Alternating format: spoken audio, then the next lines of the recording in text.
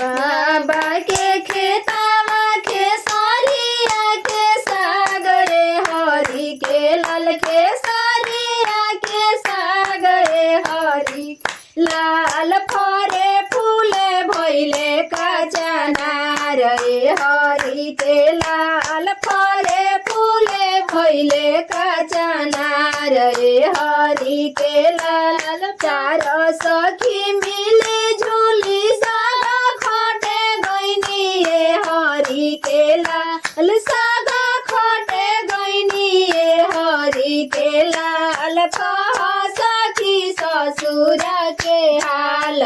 हरी के लाल कह सखी ससुर के हाल हरी के लाल हम कहीं सखी ससुर के हाल हरी के लाल ससुर के हाल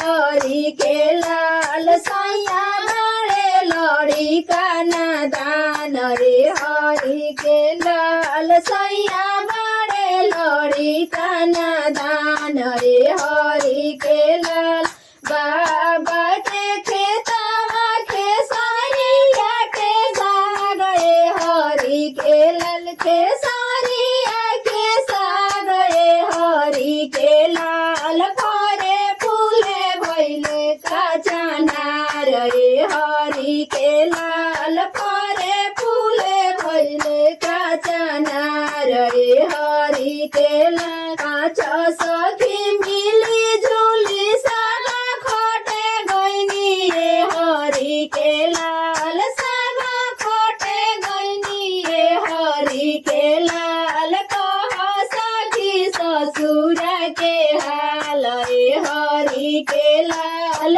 कह सखी ससुर के हाल हरी के हम सही सखी ससुर के हाल हरी के लाल सैया बड़े लड़ी का नादान हरी के लाल सैया बड़े लड़ी का नादान हरी के